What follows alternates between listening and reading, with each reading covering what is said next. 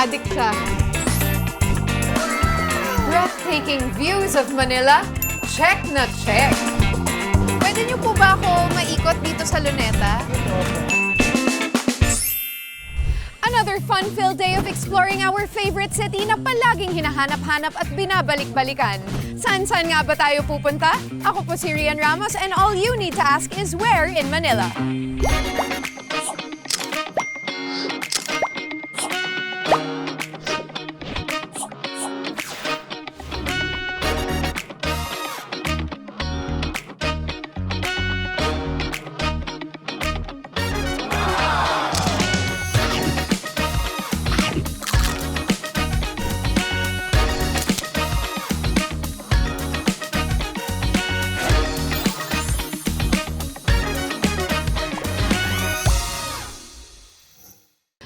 Breakfast, lunch, o dinner pa man yan, food is definitely the way to a girl's heart. Kaya ngayong araw, ipapakilala ko sa inyo ang mga patok na pagkain dito sa Quiapo na talaga namang panalo hindi lang sa tiyan, pero pati na rin sa budget. All you need to ask is, where?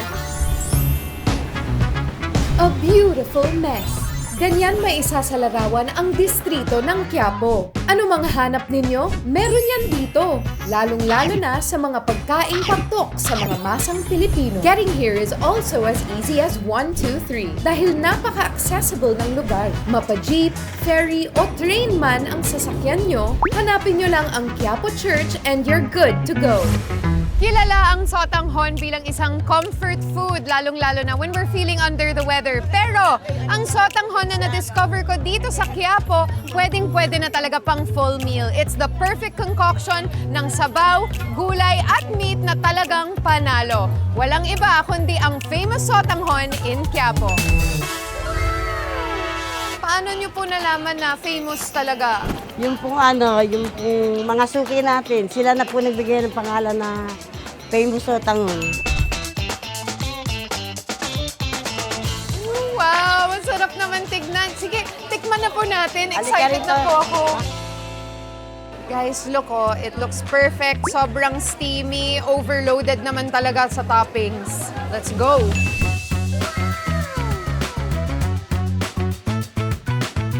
So this is it. Try muna natin ng walang halong anything. Sarap. Yung adobo. Ay, grabe. Noodles.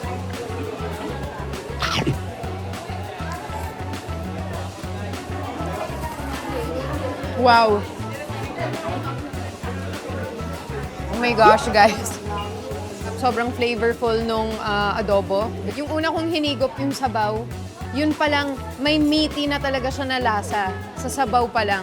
Kaya ko itong ubusin. Alam ko may work pa ako, pero kaya ko ito ubusin.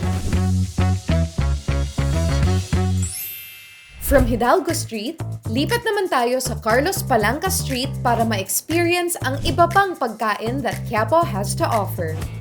When it comes to a sweet treat, isa sa pinaka-popular sa mga kalye ng Maynila is hopia. Pero, where in Quiapo can you find authentic hopia? Walang iba kundi sa Kim Chong Tin Hopia Factory. Tada! Hello, Ma'am Carol. Rian po. Good afternoon. Thank you for having us. Alam nyo ba, mga friends, na 1920s pa na-establish ang hopia shop na ito. And legend has it, wow, legend, na pareho pa rin ang kanilang secret recipe para sa kanilang hopia. Is that true? Na never nagbago ang inyong recipe? Yeah, we try to stick to the old recipe.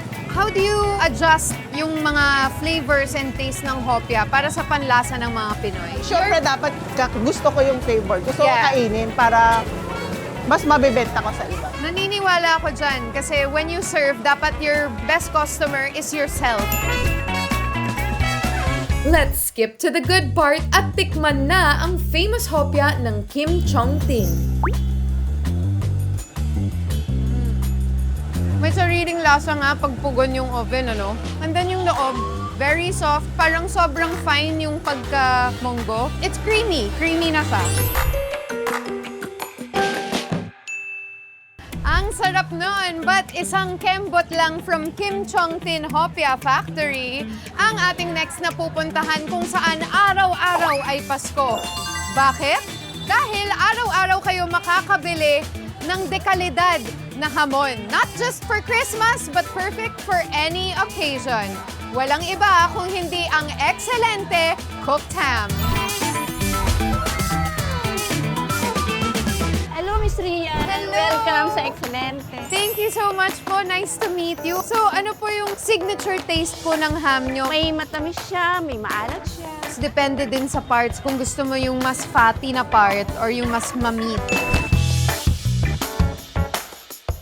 Ito, pwede na nating tikman ang napaka-famous na Excelente Cooked Ham. Siyempre, kailangan yung konting taba.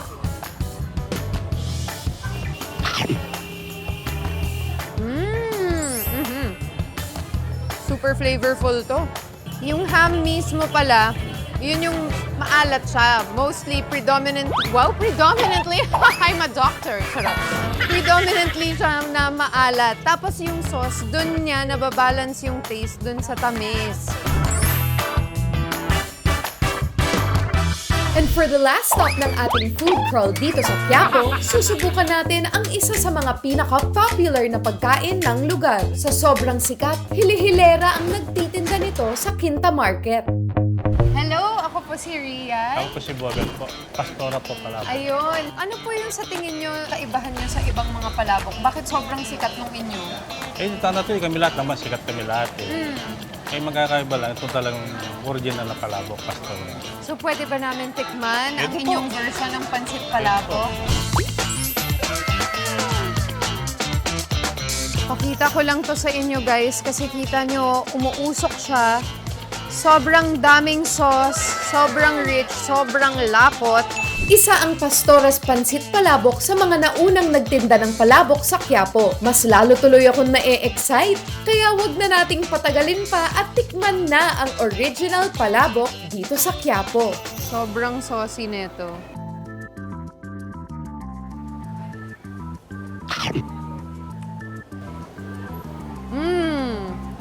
Wow.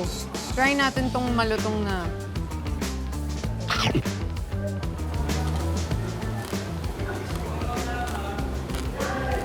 Yun eh. My goodness. You know what makes it special? That crunchy pork crackling that they put on top is next level. I don't know if this is all completely legal. Charot. Hindi. Pero nakaka-addict siya. Nakaka-addict yung pork crackling na yan on top. Sobrang rich, as in may wow factor talaga. Craving satisfied. So, if you're looking for your next food crawl, arat na ot di sa Quiapo. Up next,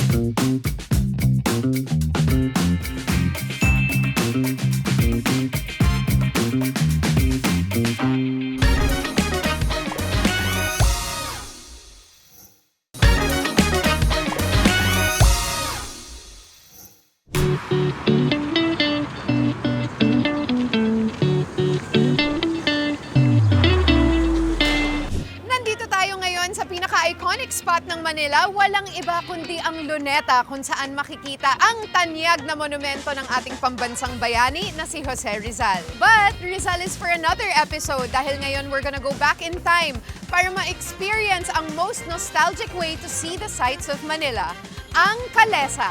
Tara! When it comes to nostalgia, syempre laging nasa top of the list ang vintage mode of transportation na ito, ang Kalesa. Hello, magandang araw po. Ako po si Rian. Ano po pangalan? Raymart? Raymart. At sino naman ang gwapong... Si Ash J. Hi, Ash J. Pwede niyo po ba ako maikot dito sa Luneta? Opo, around the park po. Yes, please. Thank you. Alright. Tara, sakay tayo.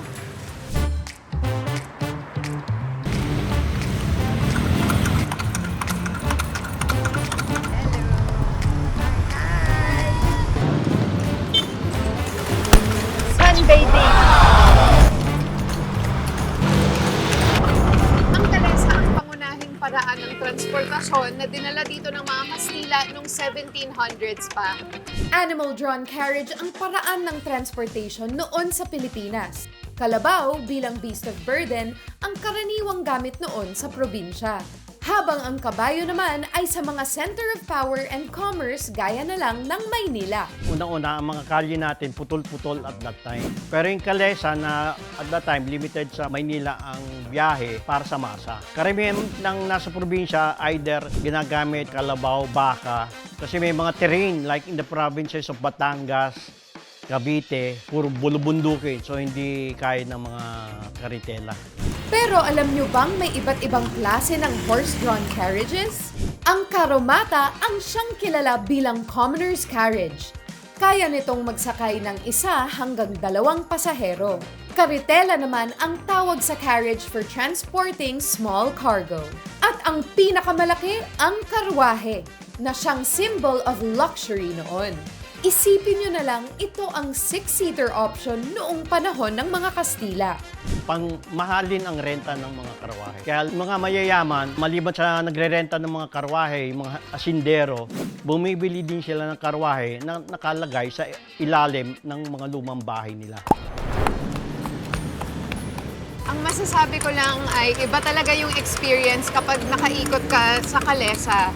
Kasi syempre ilang beses naman ako nakapunta na ng Luneta at lagi akong nakakotse. Pero parang mas marami akong nakita. You see it all up close and personal and then mas bukas kasi. So may mga details na hindi ko napapansin noon pag kotse yung gamit. Kasabay ng progress and modernity ang pag-unlad rin ng mode of transportation. And from horse-drawn carriage, gaya ng Kalesa, pumunta naman tayo sa next evolution ng pagko-commute dito sa Manila.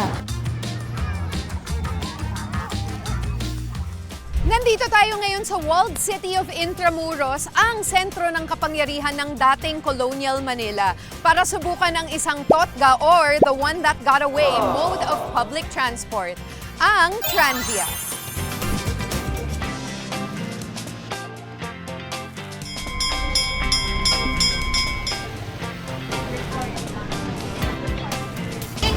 Ako po yung tour guide nyo together with James from Intramuros.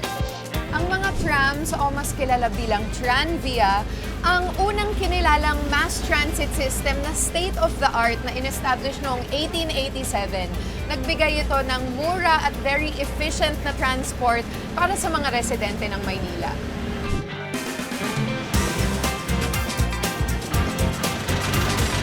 Isa sa mga unang nagtayo ng mga Tranvia de Pilipinas na hinihila ng kabayo, Jacobo Sobel pala ang pangalan nung nag-umpisa dito. Ang biyahe niyan mula Manila papuntang Malabon, then Manila papuntang Malate, yan. Matapos ang over 300 years na pumumuno sa atin ng mga Kastila, ang isa sa mga iniwan nila sa atin, itong tram system na ito, na mas pinaunlad ng mga Amerikano nung gawin nilang electrified o pinapatakbo ng kuryente. Ang nagpatakbo dito sa Tranvia, ang Manila Electric Rail and Light Authority o mas kilala bilang Meralco. By early 1900, dumadami na ang population ng Maynila at the same time, madami na ring business na naitatayo. Usually kasi pag kabayo, ang estimate nila 10 kilometers to 15 kilometers per hour ang biyahe. Pero pag Tranvia, umaabot na ng 35 kilometers per hour. So napakabilis. Saka at the same time, sanitary-wise, malinis ang Tranvia kasi unang-una electric. It is one of the world's major trading ports. But as they say, all good things must come to an end dahil ang dating namamayagpag na Tranvia ay nasira na noong Battle of Manila noong World War II. Hindi na siya naging practical after the war. Kasi pag ni-rehabilitate mo yan, sobrang daming gagastusin. Isipin mo yung mga train, trucks, aayusin mo lahat yan. Mas naging kailangan more rapid transport with more passengers inside. After the war, unti-unti na rin naging car-centric ang Pilipinas at tila nakalimutan na ang Kalesa at Tranvia. Para sa historian na si Richard, iba kasi ang appeal na hatid ng mga sasakyan sa mga Pilipino, ang promise of progress and freedom. Naging appealing ang mga kotse sa Pilipino because of two things, no? Nung early 1900, yung American government began building the Philippine Road Network. So, because of the presence of the new roads, yung mga Pilipino can travel beyond Manila na. Saka mabilis ang biyahe. Saka they have freedom on their own. So, kakatapos lang ng aming tour dito sa Tranvia. Very, very enjoyable siya at educational. Maraming mga fun facts na binigay yung tour guide namin na si Betty. At saka, yung na-feel ko lang is, ito ang isa sa mga pinaka-presko na ways na napansin ko to enjoy Intramuros. So, kung gusto nyo makita na ng buo yung Intramuros and to learn all of the fun facts and to have that nice, relaxing breeze, this is the perfect way to do it. Up next, ilan sa mga best hotels right in the heart of Manila. Sati, pero malambot. Saan-saan nga ba ang mga yan?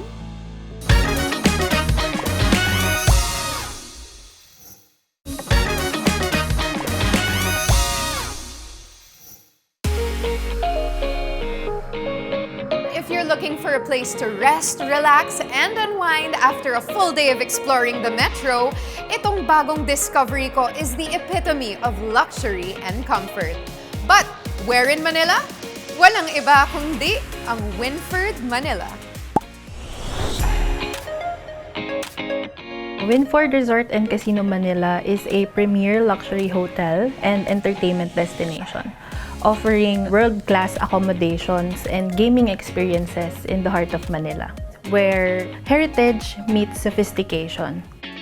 Contemporary Asian elegance meets luxury and comfort. Yan ang bentahe ng Winford Manila.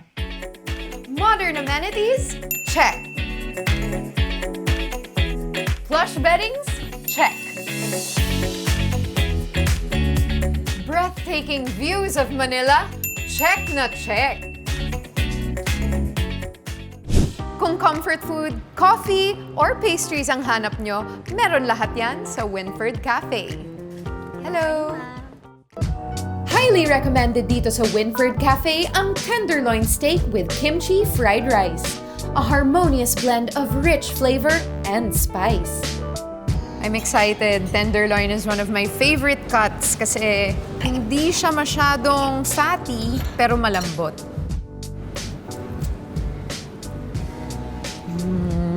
Sarap. Super savory and perfectly seasoned. Perfect pair naman for dessert ang kanilang guilt-free keto cheesecake and Spanish bonbon. Wow, look at it. It looks so rich and fluffy. Yeah, let's try it. Ay, wow.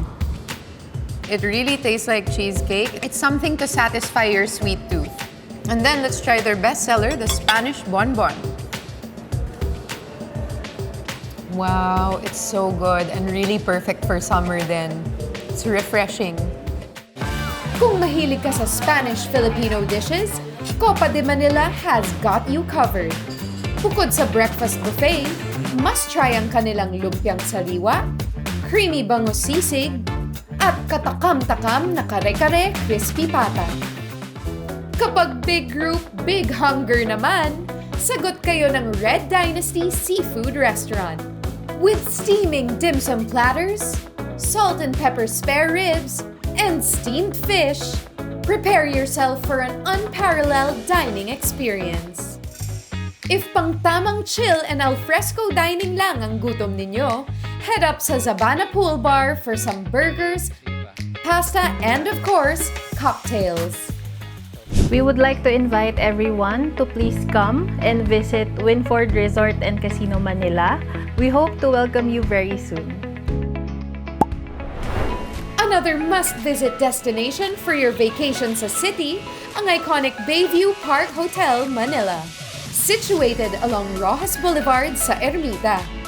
Mapa-short or long stay, this hotel offers a variety of lodging types na hindi lang furnished at stylishly designed. Reasonably priced din ang mga room rates, kaya naman no need to break the bank to enjoy a cozy stay.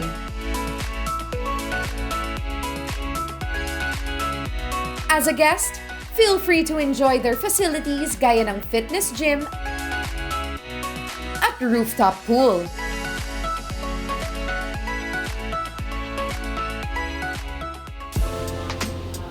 pinaka-pinupuntahan sa hotel na ito?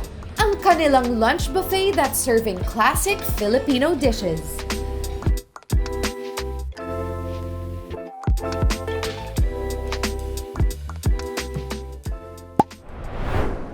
Another historic and iconic hotel dito sa Maynila, ang Rizal Park Hotel, along TM Calao sa Ermita.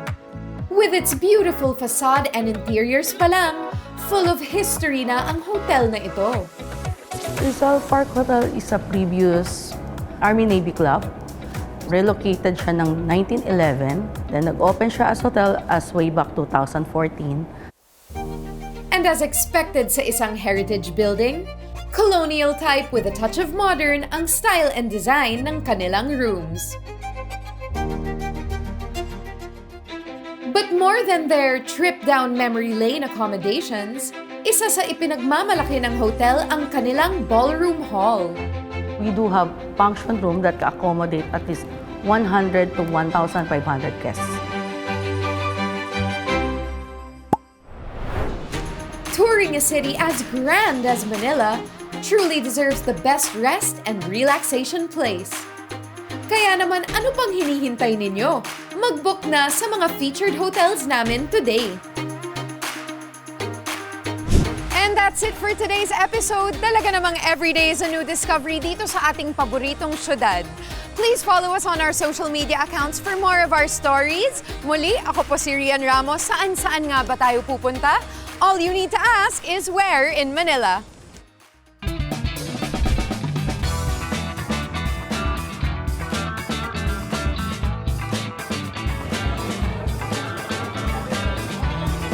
How cool was that?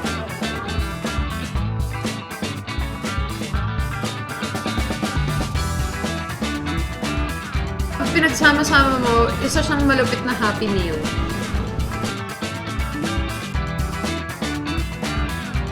Gusto ko yung texture ng noodles. Ang sarap niyang kagating. Handa na ba kayo to find out where in Manila? Let's go!